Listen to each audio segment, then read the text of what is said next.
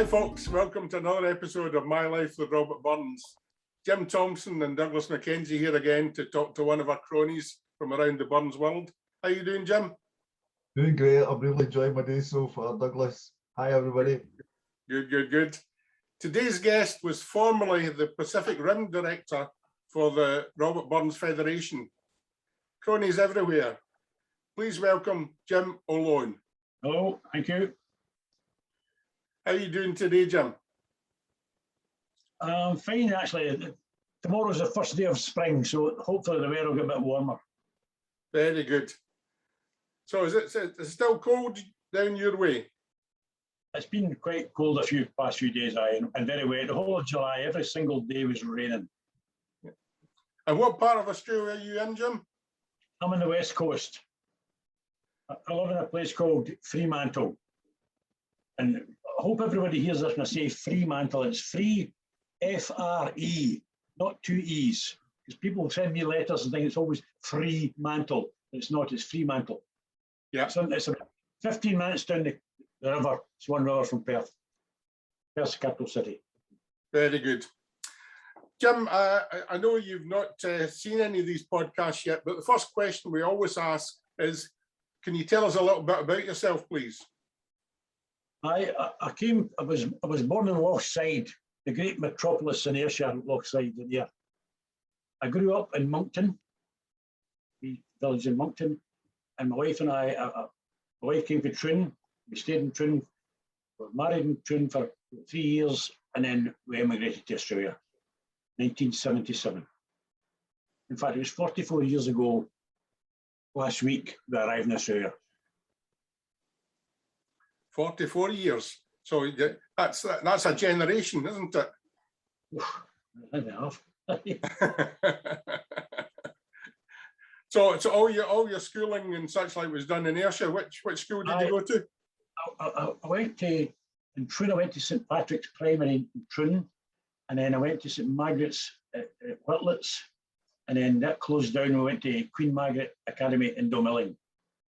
That was the end of my school years, before they expelled me. And what were your subjects at school? Any particular subjects that you carried forward? History, geography. Was never very good at maths. My wife made up for that for me. I've always have still been interested in history, very much so. No? But, I wouldn't call myself academic, but I'm not stupid either. So what did you do after school? Got an apprenticeship as a plumber in Troon. First of all, I started in the Troon shipyard, and then I left that and got an apprenticeship as a plumber. I served my time as a plumber with a company called William McCulloch and Sons in Troon. And after that, when I went to Australia, I got back to studying again into instrumentation, and I worked as an instrumentation fitter offshore for a long time, for 30 years.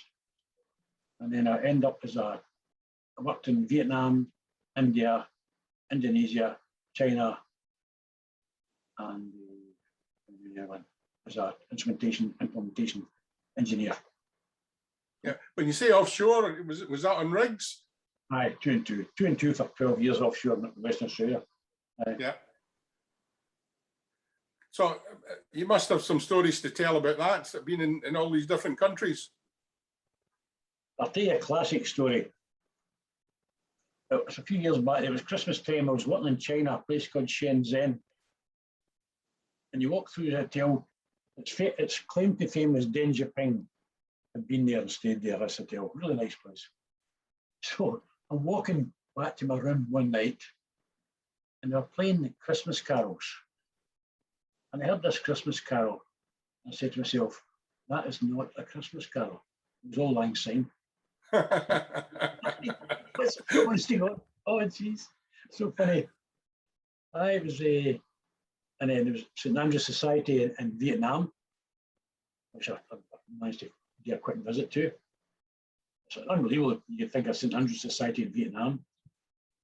You know, in Indonesia, when I was there, it was the biggest piling gathering in the Southern Hemisphere.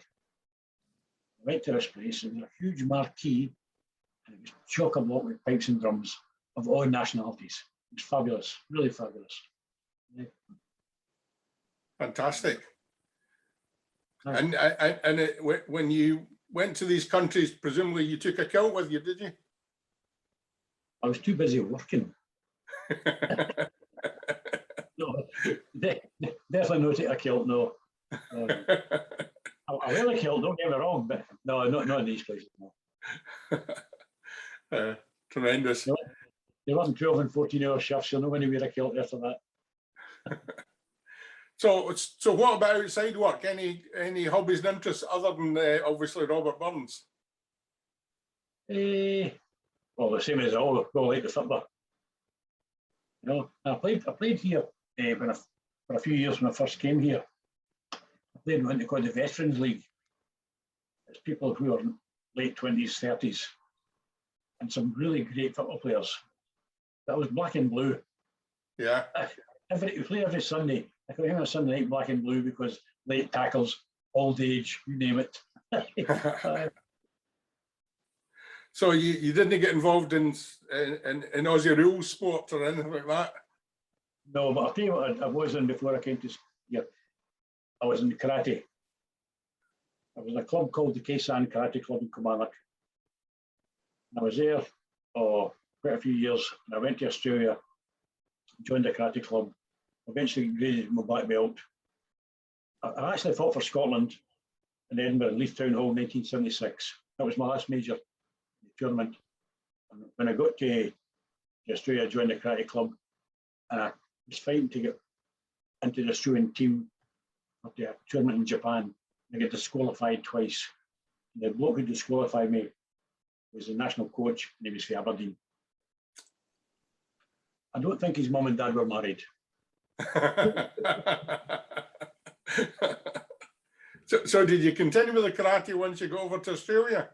Oh, after a long time, only just a few years back there. I gave it away, you know, get it to one. Yeah. I still talk to people that's still involved with it, you know. Best years of my life, to be honest with you. Apart from the Burns movement, best years of my life. Yeah, tremendous. And in Australia, did you get the opportunity to travel and see a lot of the country? Oh, I've worked, been in New South Wales, been in Sydney, Melbourne. Melbourne's a great place, by the way. It's just unfortunate with this COVID, it's in a terrible state. Been in Darwin, up in the northwest, Northern Territory. Been up in northwest Australia. But I've never actually travelled much on land. It's been more flying. Yeah. Yeah. So I've seen a fair part of the country, anyway.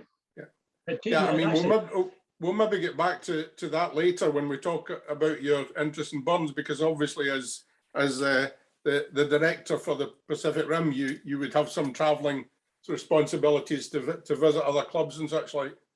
Well, I did many times, many times. Right? Yeah, well, you can tell us a bit about that when we get talking about that side of things. Yep. What about family? Oh, just my wife and I don't have any family. Yeah. I'm finished now, I've retired. I'm doing some voluntary work at the moment, but I've retired. My wife is a senior medical scientist at Fiona Stanley Hospital, and she's going to retire once we get this COVID thing settled down.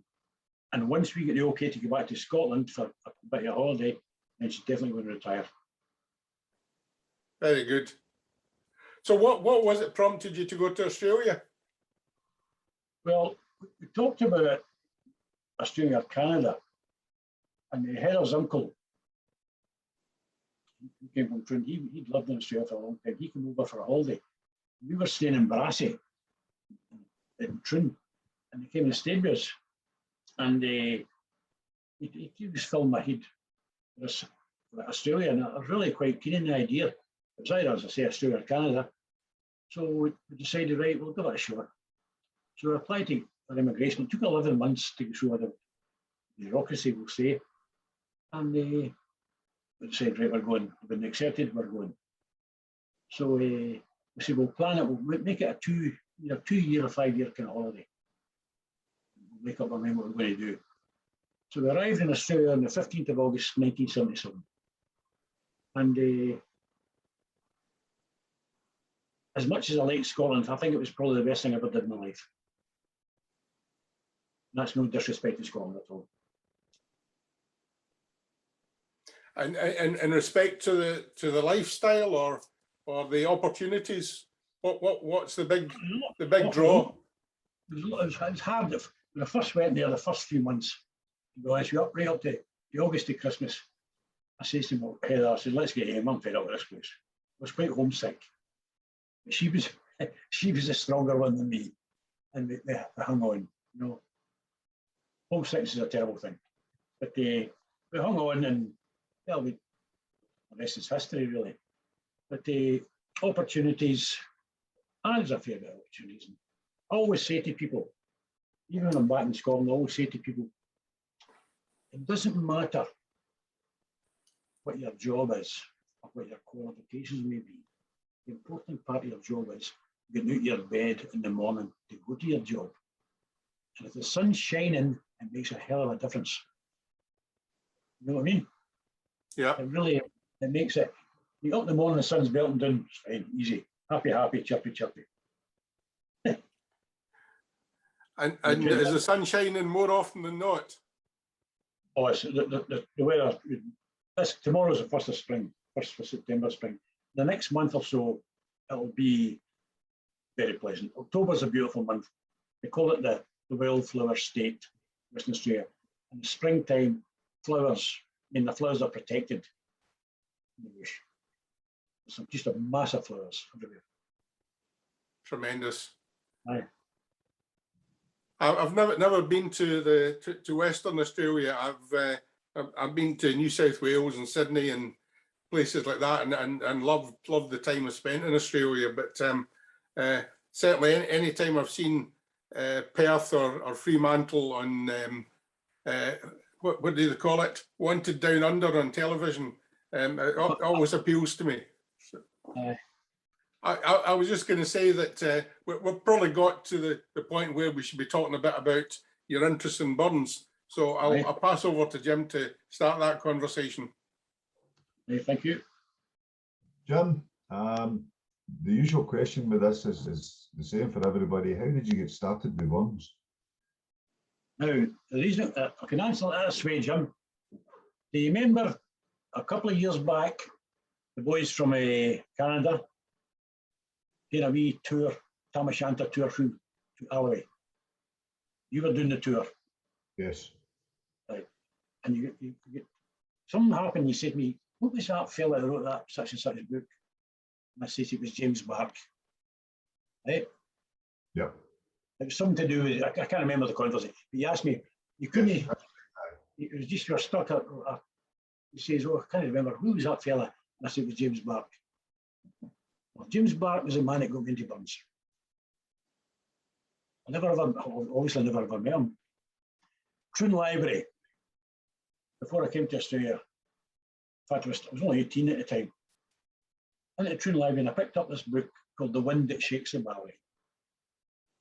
I read this book. I eventually managed to get 2 or 3 copies of it, not from the library. When I went to Australia and I come back from Australia, I went to visit friends down in Wales, a place called Hale and Wye, which is it's probably got the biggest antiquarian bookshop on the planet. And I went into the shop and I said to this chap, "You're getting on James Bark, B-A-R-K-E, the big handle moustache. Oh, yes, just follow me." There's a labyrinth of books. He took these books and he handed me them. A complete set. Oh, sorry, -1, the last one he didn't have, of James Bark's novels and the life and loves of Robert Burns.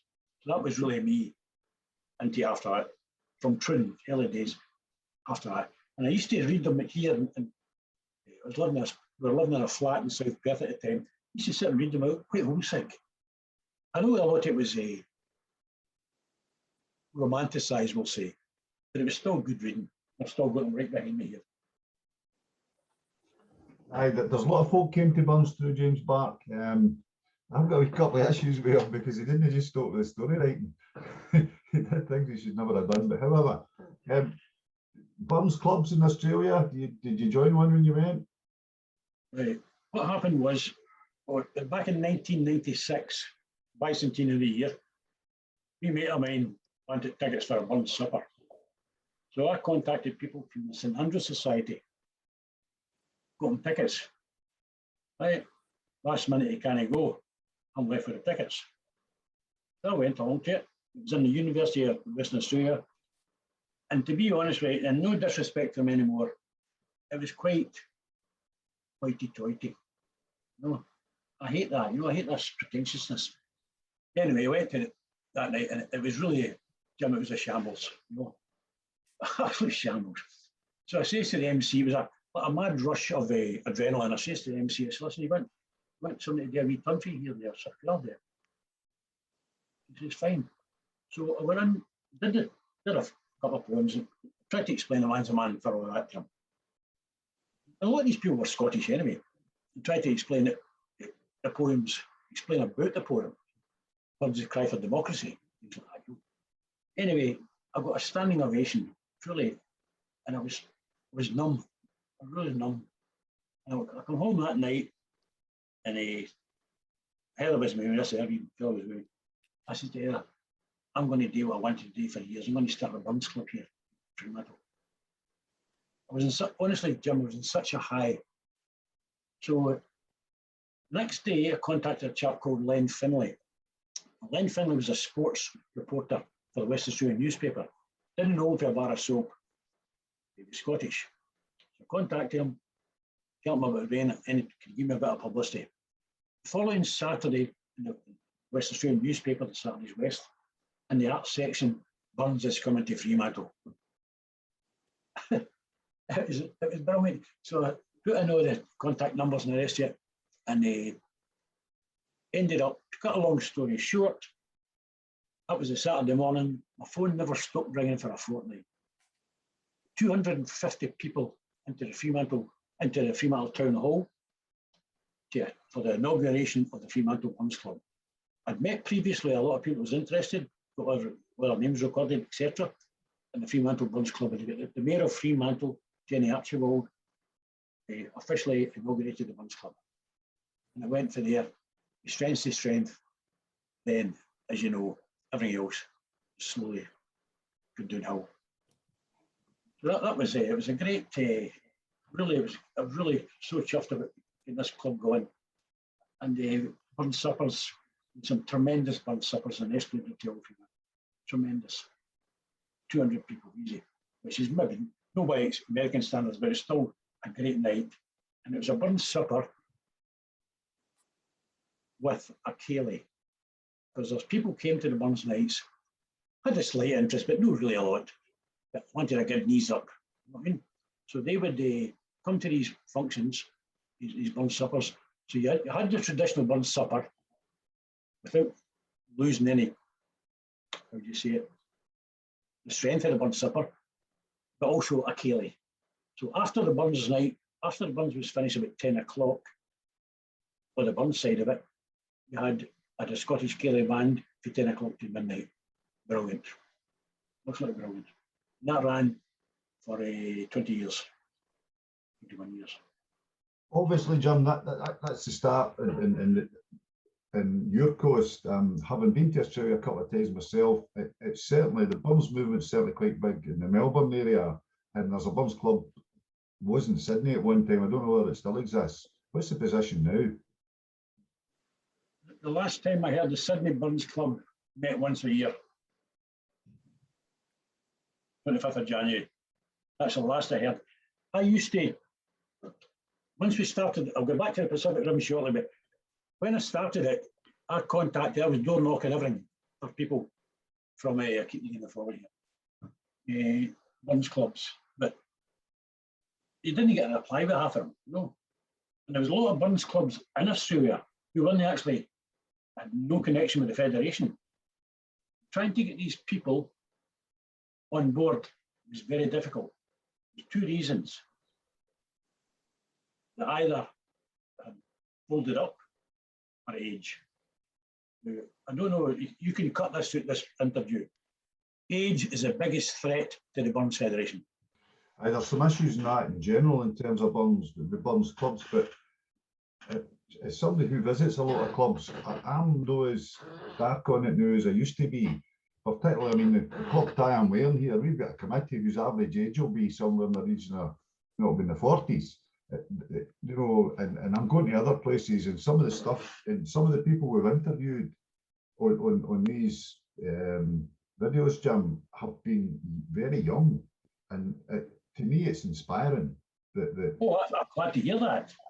And I think there's an issue with expat, if you know what I mean. I think it's the same when we go to America now as well, although I could be wrong there, because it's not quite got the same number of people going. But talking about the Pacific Rim, the first time I ever met you was at a Federation conference, and an old friend of both of ours who's sadly no longer with us, and just Joe Kennedy, Joe Kennedy. And you were the Pacific Rim director. How did you manage to get entangled with that, Joe? Well, it all started with Shirley Bell. Shirley asked me would I take on board as a co-opted onto the board of directors to form an association in Australia under the umbrella of the Burns Federation of Scotland. And I was quite chuffed with that. I'll get a shot. So I got back here to Australia, contacted some people in Melbourne, went to Melbourne, met them, Melbourne Burns Club. I was sitting at a table. I was an absolute bag of nerves talking to these folk, trying to just bring up and running. There's a big fella who's interrupted me quite a few times, and I hate to say this, Jim, he's a policeman. And I thought, use a bit of psychology here, Jim, don't fall out with nobody. I said, okay, let's leave it. I said, we'll get the clubs from Bendigo, from the South Australia, as many clubs as I can, and we'll have a meeting here next year. So I went out to Melbourne, all expenses, my own expenses, waste of time really was. Following year, back to Melbourne. I got a wee guy called Jimmy Miller, Bendigo, wonderful friend. Jock, what's his name again? Jock Gregg. Yes, I'm sure. Jock. He was the president of South Australian Adelaide Burns Club. Got a few clubs together, got it stamped, sealed, and ordered. And that was the start of the club. And I was asked to be president. Right, so we called ourselves the Robert Burns Association of Australia and the Western Pacific, which didn't go doing too well with a few people in Scotland. So, and a few others. So, because the Kiwis got upset with that, and New Zealanders. So we changed the name to Robert Burns Association of the Pacific Rim, which includes Kiwis, New Zealanders, and etc. All the way, if you really wanted to go big time, San Francisco. It never go as big as that.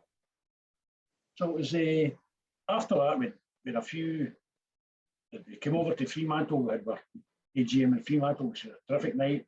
We had a great Fremantle, Canberra. Canberra had a great weekend as well. Bendigo was a great weekend. It was getting better and better. But I don't know what that is. Just things seem to go like that and then go down again. And you're banging your head against the wall, trying to keep these things going. And I'll tell you, Jim, I'm banging my head against the wall for 20 years, trying to keep it going. I'm not trying to sound negative here, but it was great. It's great. And but unfortunately, like Melbourne, Melbourne's a good club, but they're all old. They're getting really, really old. And I mean old, don't mean old. Ill health, that's what I mean. It's quite sad. I don't know how many times you've been to conference, and it must cost you a few bob to go to an annual conference coming all the way back here. Well, I said to Shirley Bell years ago, if I can't afford it, I'll never do it. It was a kind of a holiday anyway. My wife and I like to come back for a holiday. So it was I thoroughly enjoyed the conferences back then. The people that Joe McGinty, I love that man, lovely man. And people, you only see him once a year, but the great thing about the conference in Scotland was this was the highlight of people's year. A lot of people in the Burns Federation. This is the highlight. That weekend was a highlight. That's what I found anyway. What I love about it is I used to sit with Joe Kennedy, Jimmy Gibson, Joe McGinty, Angus Middleton, and I was sitting there. It was absolutely wonderful company. I know. No, the stories and all the chat, you know, and you were part of that, you know. You were talking about when he worked in the railways. When he was in the railways. The signal box reading All he did all day was read Burns' letter. I'm in Shirky, John Shirky. We've had Shirky on here. he's never changed. He's just never changed at all. But enough of this all time reminiscing stuff. You were very interested, if I remember correctly, in the last the poem in the Kilmarnock edition. How did that come about? Well, I've got a wee book. I bought it in a second-hand antiquarian bookshop in Perth. It's the second edition, Kilmarnock edition. And I've looked through all it. Some of you could hardly understand the writing because it did in that old-fashioned printing they had years ago. It was a bard's epitaph, and I read that and read it. And I phoned up John's Ingalls, because I kept in contact with him. John Ingalls was the secretary of the Federation, and Murdo Morris was the president when their club was founded. And I says, "Is this Burns writing it himself?" He says, "Aye." And it was so true. And thoughtless follies laid on low and stained his name. You teased us with the bard's epitaph with a couple of lines. Going to do the whole poem?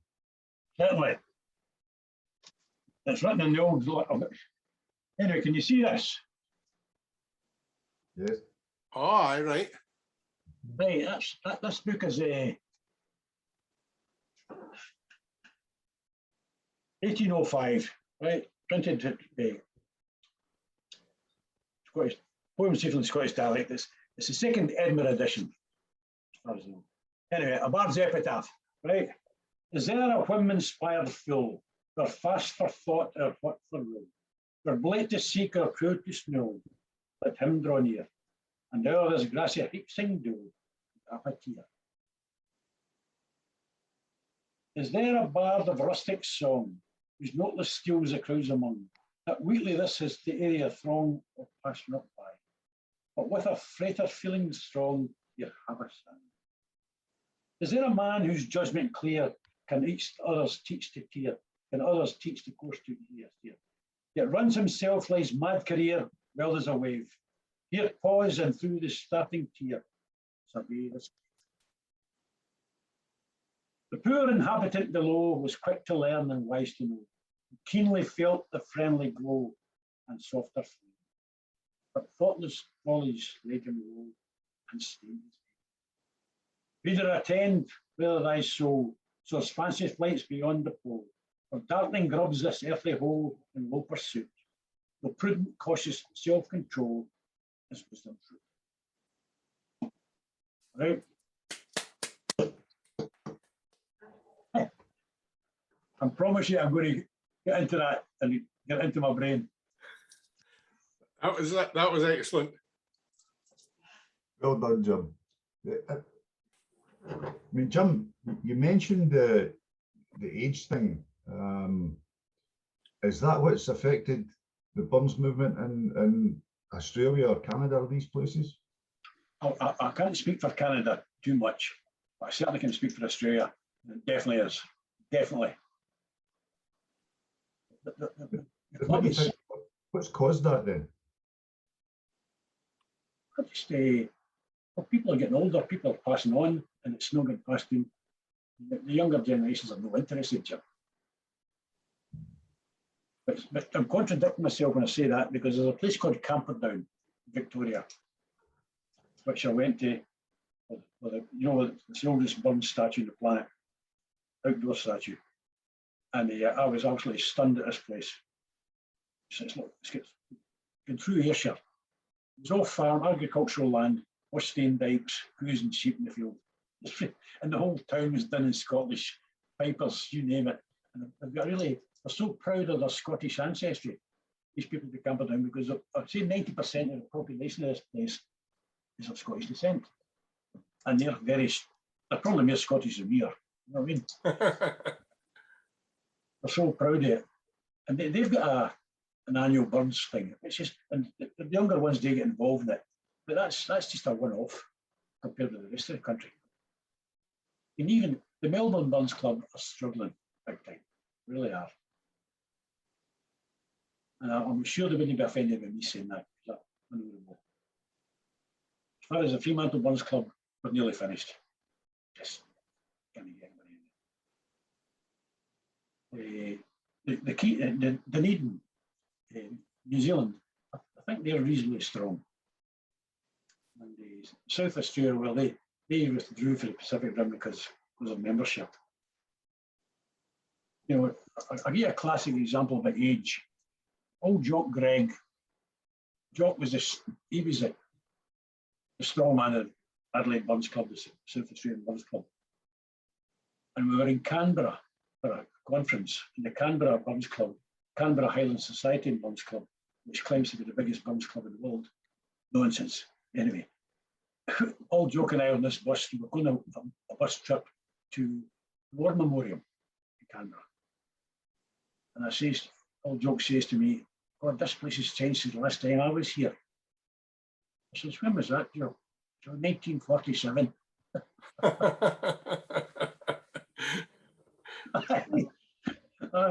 That's kind of typifying, and all jokes gone now, obviously. It's just a terrible thing. This. And do you see a solution?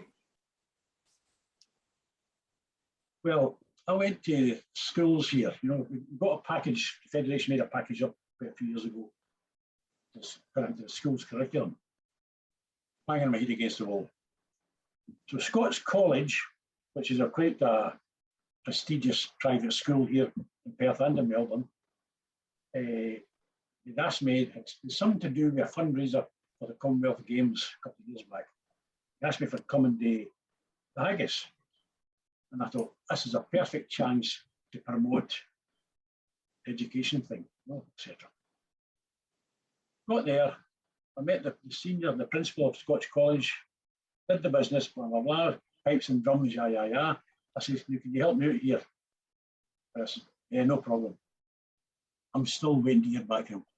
Oh dear. Right. That's what gets off a difficult, you know. Yeah. At least the only chance you've got if you've got maybe a teacher in the school who's Scottish, they might try and get it into that. But apart from that, it's very, very difficult. Jim Miller did the same in Bendigo. Tried. And I hope I'm not sounding negative here, because I know there's a lot of good future in it, possibly. I'm just telling you the truth. Yeah, that's a shame. I mean, the only club I know, I was fortunate enough to get the opportunity to visit Melbourne Burns Club when I had a trip to Australia in 2009, and they made me extremely welcome. We had a great night at their supper. It was a bit sad as well because it was happened to coincide with a sort of Black Saturday as a result of the bushfires. So there was people missing that nobody quite knew what had happened to them. But they were really, really hospitable. It was a great night. Well, I certainly couldn't have thought them. A great club, great people. I've known them for 20 odd years. As I say, they're just slowly disappearing. Yeah. That is a shame because I was out there in 1999 and both Melbourne and Bendigo were really strong, vibrant clubs. Aye. Well, we Jimmy Miller still keeps Bendigo going, but I'll be honest with you, I think Jim's got about 10 members. Yeah.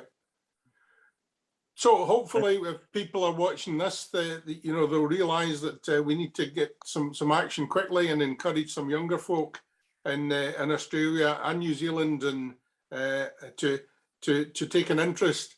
And we need to help you guys out there learn from some of the stuff that's going on in Scotland, how to get young people involved. But from your own point of view, Jim, are there any particular aspects of Burns that interested you? I know you've talked about the poem that you read. Is there anything else, any characters in Burns that you have a particular interest in? You see, I can tell you that in a different form here. Characters in Burns, I'm talking about modern day characters. You know, the classic. Jim, you might know John McAtee. I know John McAtee.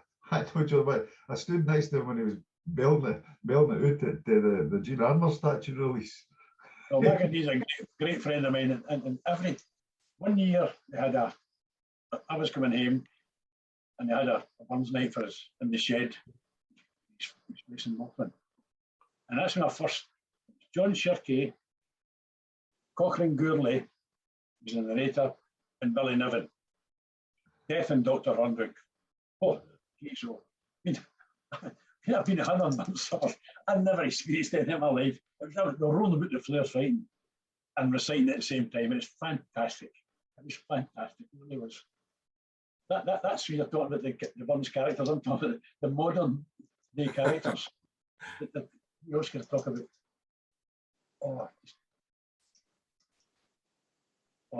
Bummer. No, Bummer. What's his name? Andrew McFarlane. I know Bummer McFarlane. You're the man of the issue here, Jim. Bummer's. Then the haggis. Seemingly the plate. This is the story I got. The plate the haggis is on actually belonged to Robert Burns. Right, Bummer. First of all, you're on, he says, blah, blah, blah, and cut you up. And he puts the knife right through the plate. Broke it in half. But another character I meant to mention to you. I told you about James Bark in the books. Well, only one book I could never get, Well of the Silent Harp. It's the last book on the 5 volumes of Burns. And I went down to Auckland to meet John Chalmers. John Chalmers. Mm-hmm. Chalmers met me. I didn't know him very well. Met him through. He was taking me a tour of Auckland. This is years ago.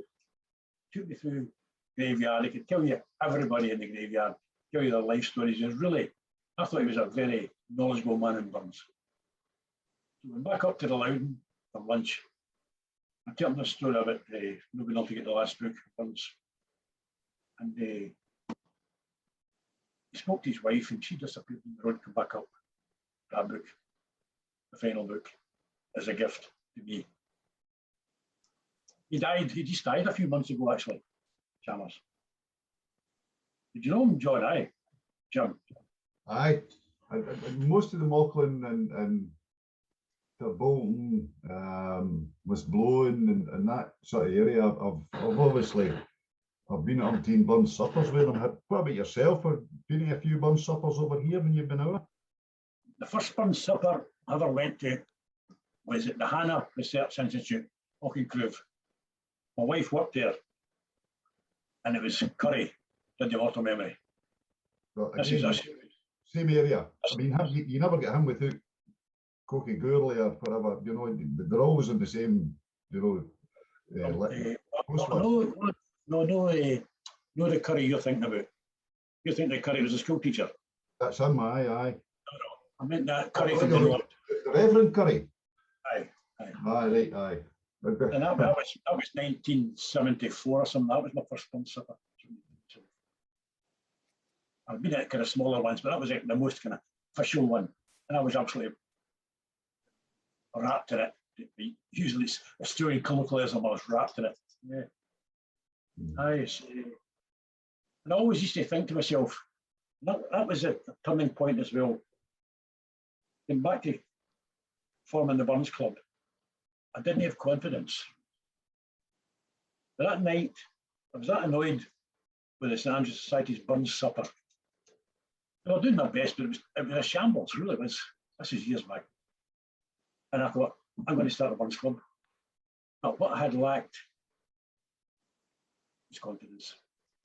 Then. You've mentioned that before, Jim. You've mentioned that before, and I don't want to put you in a place you're not going to be happy with, but you talked about a man's a man for all that. Any chance you could use a wee recitation of that? I'll just check out this wonderful book here. Can you see it? There's an immortal memories he's filled it. This book, in fact, it's autographed to Jim Malone, kindest regards, Jim Mackay. Very good. It's Atlanta, 20th of July, 2001. Hold up to let folks see which book it is. Most of them will have it. The complete Oh, works of wow. Robert Burns, Jim Right, Mackay. let's see the front cover. That's just, Oh, just blank, aye. All right, okay. this is the one, I carry this everywhere with me. I got this idea for Jimmy Gibson. Jimmy carried a book with him to all the Burns scuppers, got people to sign it Aye. and date it. This book is covered with people. You're on it now, Jim, somewhere. I will be. There's 2 or 3 folk do that. Angus does that now as well, I think. Aye. Jim Gibson's always done it. It says here, sent to Thompson on January 1795, the intense contempt of rank has made this a revolutionary song with a central place in the Palmodius of radicalizations. It was a poem of democracy. That's what it was. Anyway, I'll go for it. Is there for honest poverty that hangs its head and all that? The covered slavery passing by, we dare to pour for all that. For all that and all that, our toils obscure and all that. The rank is but the beast. Man's again for all that. But though unhamely fair we dine, we're hodding grey and all that. He fools our skills and makes our wine. A man's a man for all that. For all that and all that, the tinsel show and all that. The honest man versus the poor is king of men for all that. You see you and Burkie, I like this verse. You see you and Burkie call the Lord with struts and stairs and all that. Well, hundreds worship at his word. He's but a coof for all that. For all that and all that, his ribbon star and all that. The man of independent mind. And laughs at all that. But Prince Mac belted might, Marquis Duke and all that. But honest man's a win the might, he had faith in money for that. For all that and all that, their dignities and all that. Fifth of sense and pride of worth, a higher rank and all that. And let us pray that come at me. It's come at will for all that. That sense and worth of all the earth shall be for all that. For all that and all that, it's coming yet for all that. The man to man, world over, shall brothers be for all that. That sound all right? Brilliant. I remember when at a Polish Burns supper, the chief constable was there, and sometimes that song gets sung. And when he was standing up to do the vote of thanks at the end, the chief constable said, "Aye, remember, boys, the thank is what they're going to start the Monday morning." He was letting up. But can I maybe just ask you to recall a visit we made with Joe Kennedy and Jim Gibson to Colin Hunter McQueen's house? You remember that? Yes. Did you get any impression for the house? It's the best plate of soup I ever had in my life. Aye, maybe when you come that last night enough, but other than that, how do you come? I wonder the stuff he's got in his house. My wife, no, because if I he'd the stuff I've got here, I couldn't get any more. Colin's got an absolute museum of Burns memorabilia, as you know. Aye, what struck me though, I've got to say, was every room. It wasn't just like, it was every room you were in had something. Well, I know, over the top, I know. But that was, he was a curator, I think, museum curator. And he's very artistic. And do you remember that replica of Burns's mausoleum at Dumfries? Yes. It made one. It was a miniature replica. It was exactly the same as Dumfries. Fantastic work. Yeah, he's a very, very talented man. And a smashing guy, you know, very, very interesting guy to talk to. Aye. I was very, what's the word I'm looking for? He was so enthusiastic, so deep, talking about Burns, you know. Yeah, no, it's terrific, and also very, very open, and been willing to ask people to his house to show them round. It's amazing how many people you can get into that house. I remember taking a bus load from Newcomnock up to Colin's house, and we all managed to get in.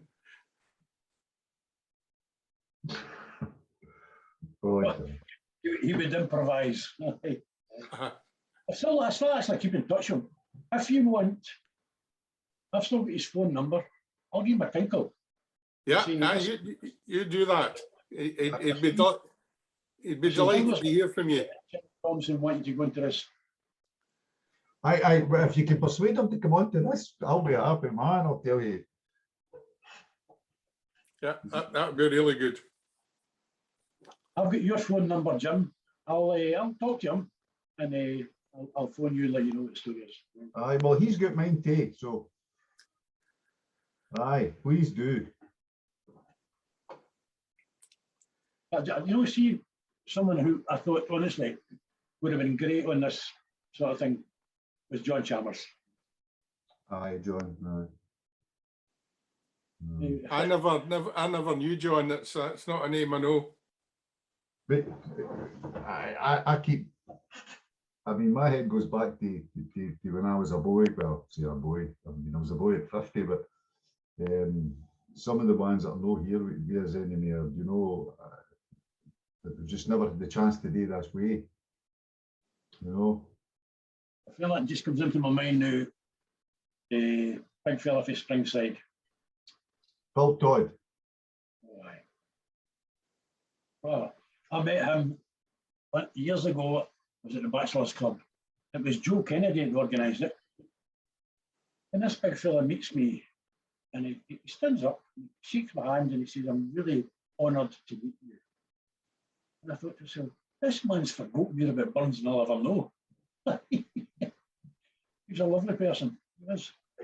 He was a gentleman in word and deed, and long may his tribe prosper, I've got to say.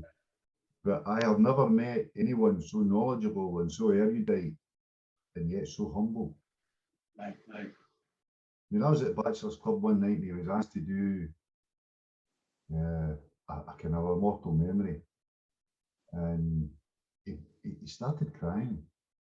And he says, you know, he says, I'm so embarrassed to be, you boys are, he says, I'm in great company here. He says, I'm with folk who I love, folk who have got the same interests as me. And he's have asked me to speak. He says, you know, he says, this is just wonderful. And we made his night. And I think, fortunately, Jimmy Gibson actually recorded that and it'll be going about somewhere. But I mean, absolutely, what a lovely, lovely, lovely human being. Spent all his days working down a pit there. Get modelling now, Jim. I bet great memories. You know, Phil Todd was one of the characters from the past in the Burns movement that had so much talent, and everybody loved him. And it's just a pity that he wasn't around when we started doing these podcasts to be able to capture his thoughts as well. But it's been great talking to you, Jim, and getting your thoughts on the Burns movement and Burns. And just like to thank you for spending time with us to tell us about your life with Robert Burns. Thanks very much. Absolute pleasure. I could talk all night.